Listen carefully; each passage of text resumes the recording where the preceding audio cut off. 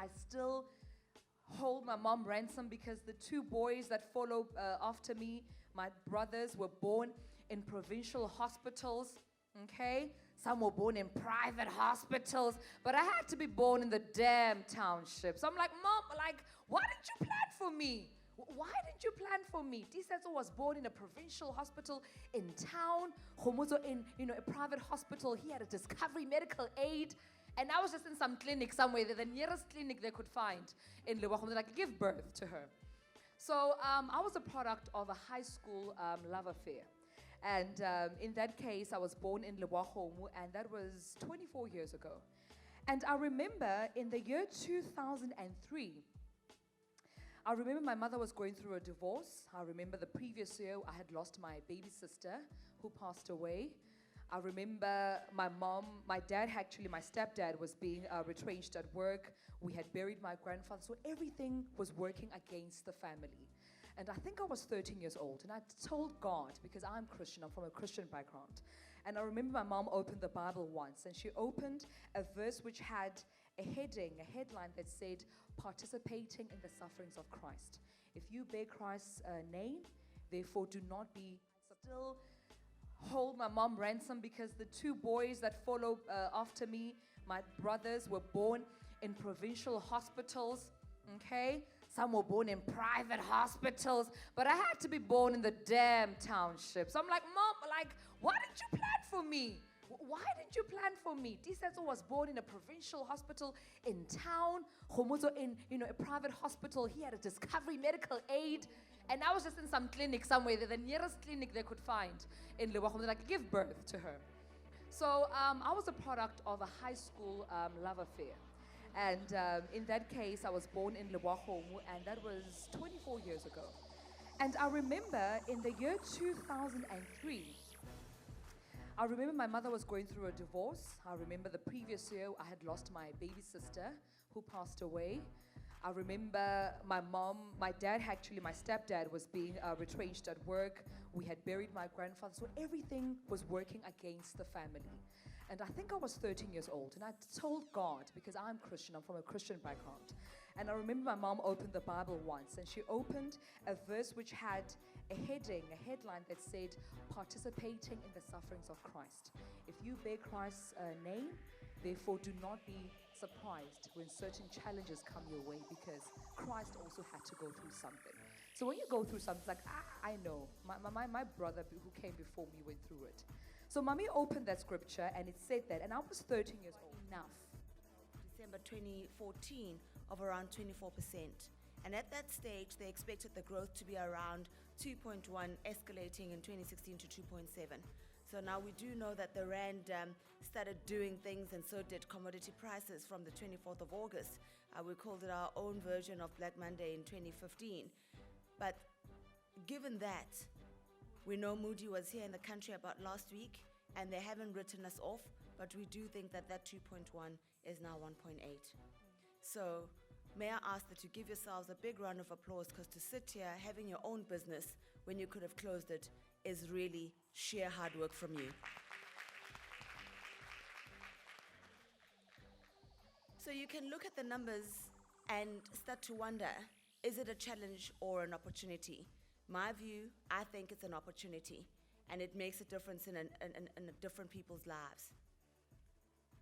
The SME Growth Index statistics that was held in 2013 just really started to say, what does the state of SME look like in our country? And of course, it started saying, is it easier to do business? And there were quite a mixed answers, but it looks like from a regulation perspective, you've got to be able to navigate the regulation for you to know what to do and to make your life much easier to do business. And of course, being in the banking world, we started looking at this and saying, is it not an opportunity to offer through to our customers? And then, of course, what we were able to see and what was very encouraging was because the business trajectory and business confidence was that it was still high, and small businesses were wanting to do business in this country. So, I mean, in 2013, and I don't have the latest research that will be coming out soon for 2014, it said it can take an average of 75 hours a month dealing with just red tape. Could be SARS, could be UIF, could be CIPC. In the meantime, you don't have customers walking through the door. You don't have enough lead time to pay your suppliers. So planning to succeed is absolutely important. The vision to succeed becomes important, but unless you back it up with a plan, you might find that you fail or miss your plan. So at Standard Bank, one of the key things on looking at various research and looking at the economy at large, we then started to say, what role do we need to play?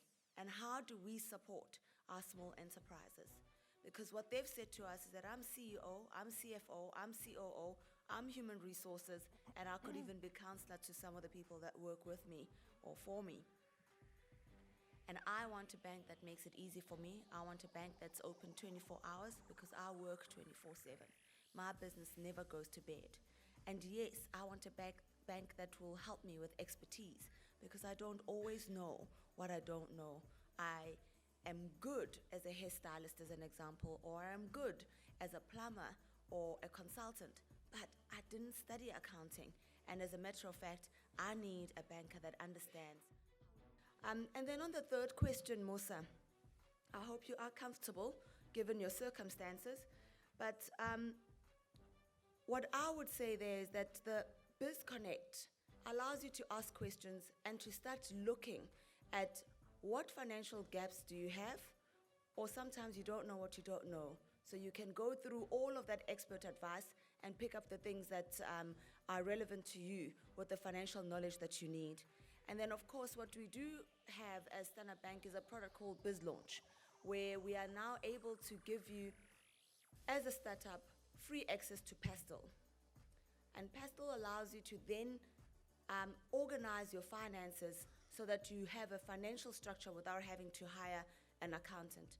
But what we have seen is that probably 60% of the customers that we give Pastel for free to use it, and the rest just don't use it. And the ones that do use it are actually finding that they're still trading today and they're becoming more successful by the day. And for some others, because to try and do your finances can be quite arduous and quite time consuming because it needs you to concentrate. When they don't use it and you got a slip here and a slip there, it's time to look for excess funding or additional funding. You actually can't find your financials. Whereas if you have the discipline to do it on a monthly basis, daily basis, weekly basis, whichever time or period you choose, you always have an idea as to how your business is doing. Because that's another way of understanding your business that banks can then look and say, how best can they help you with access to funding? A warm round of applause. Thank you so much, Ethel Nyembe, for that presentation. Please give a warm round of applause. Thank you so much, Ethel. I have the opportunity to come and speak to you about what we're doing at Redisa. Redisa is a very new brand in the country. It's the Recycling and Economic Development Initiative of South Africa. We were founded in 2010. And our concept that we developed around circular economies was in fact approved in 2012. And I'd just like to share with you the state of the world, why we looked at the concept of waste into worth, which is our sort of catchphrase, and where the opportunities lie for small businesses and what we're doing to in fact encourage small business development. In other words, when you buy the water that you drink in a bottle, surely there's a cost to get that water to you in that bottle, but there is an extended cost because that bottle that carried just the commodity that you wanted, which was the water, needs to be dealt with, otherwise it gets dumped into the waste system, buried, and then starts creating an environmental impact, which you are still paying for through your tax base, might I tell you. And we haven't even begun to quantify what the impact is.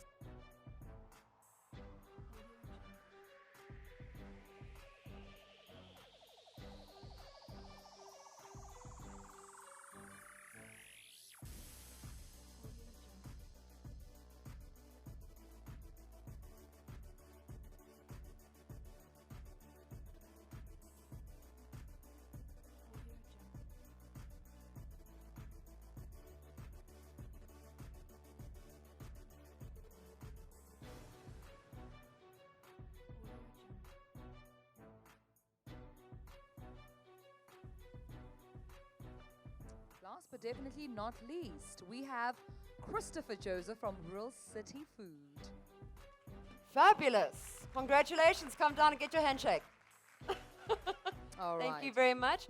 And then I think what we might do, and Shanika, you're twisting my arm, I will give away a custom-made 10-page website before the end of the day. So if you would like us to consider helping you, wait, I want to get my handshake, seriously. I worked hard for this prize, dude. Seriously, thank you. Thank Okay, you so so much, at the Monica. end of the day, we'll give away a custom-made 10-page website that will be fully integrated into Facebook, giving you 10 pop mail accounts, and that will give you a good start. Happiness.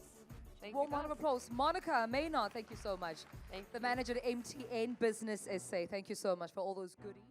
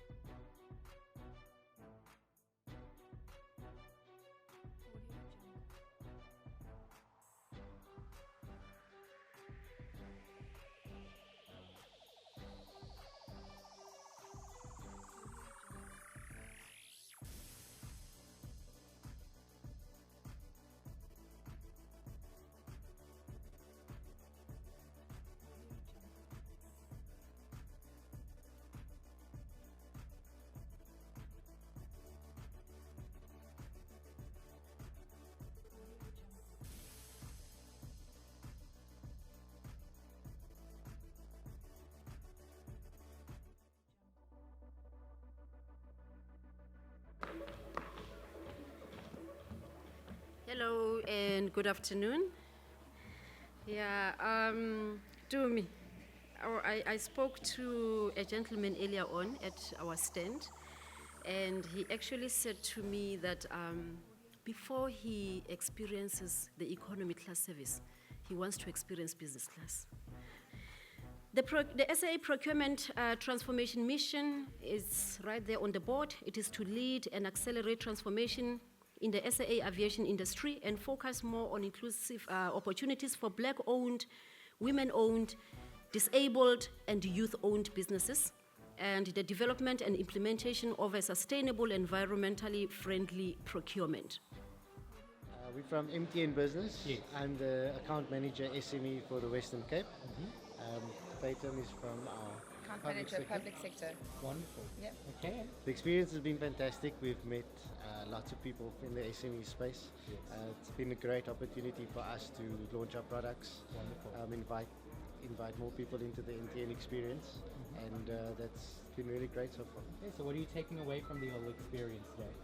Well, I think we've had so much interest here today that we're so excited to start engaging with small medium enterprises and actually assisting them. So MTN has been very active in the small medium enterprise environment, and now we're actually taking something to market, which obviously will benefit small medium enterprise. And then there's been so much positive feedback that we're super excited. So we've engaged a lot with the small medium enterprises, and actually in some instances set up some guys to chat to each other.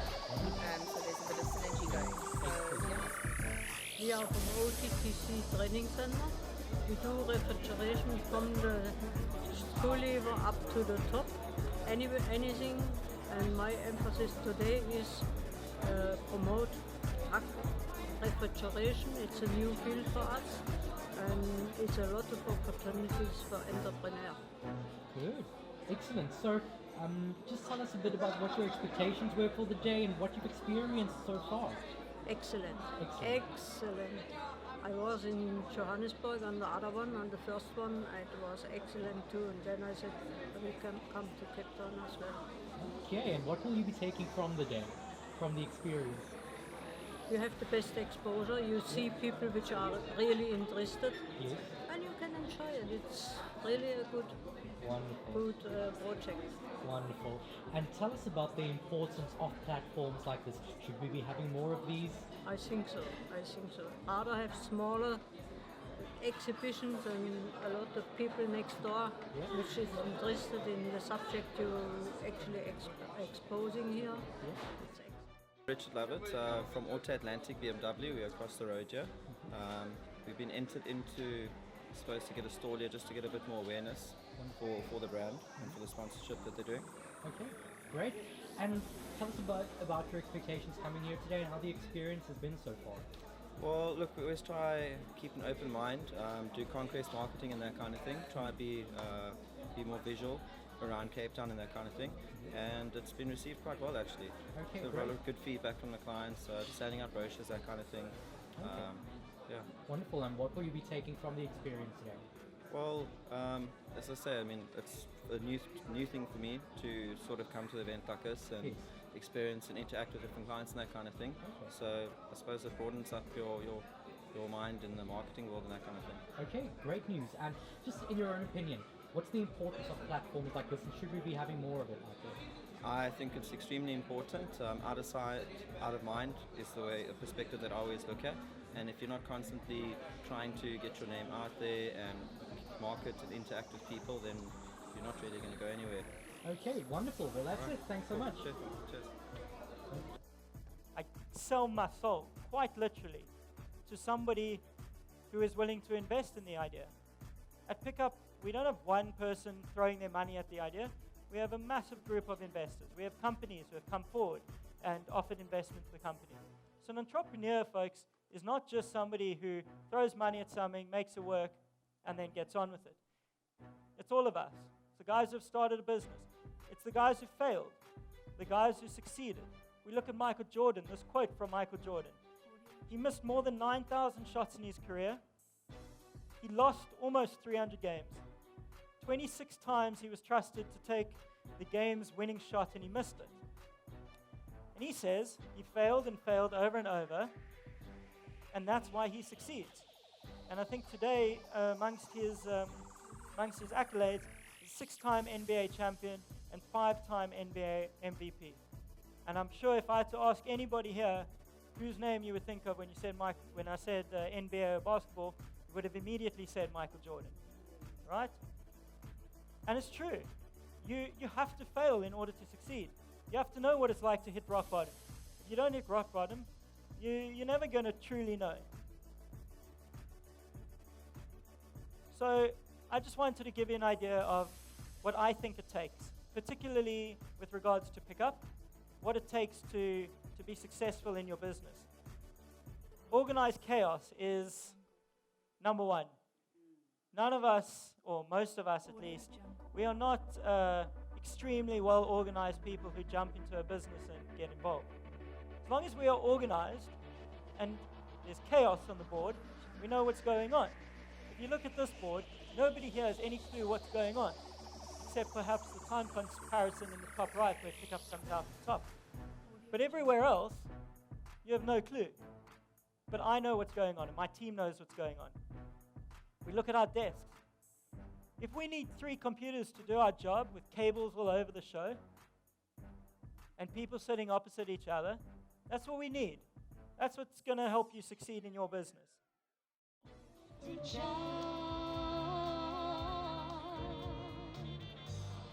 place to be ending, but somewhere to start.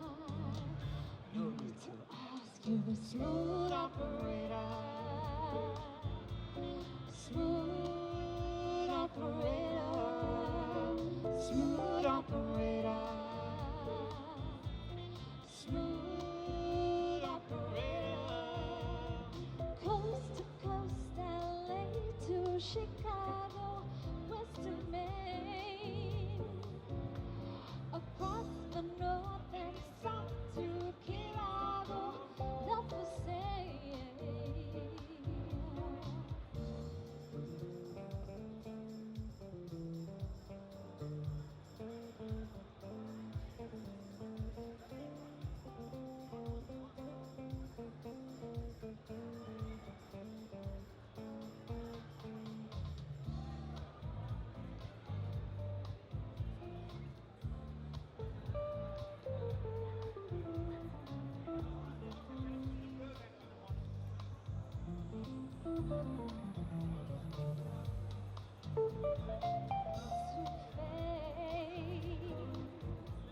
Each loosely game, each shadow box and double cross, it needs a change. A license to love, insurance to hold. Melt all your memories and chains to gold. A place to be ending, but somewhere to start. No need to ask you, smooth operator. Smooth operator. Smooth operator. Smooth operator. Coast to coast, island to Chicago.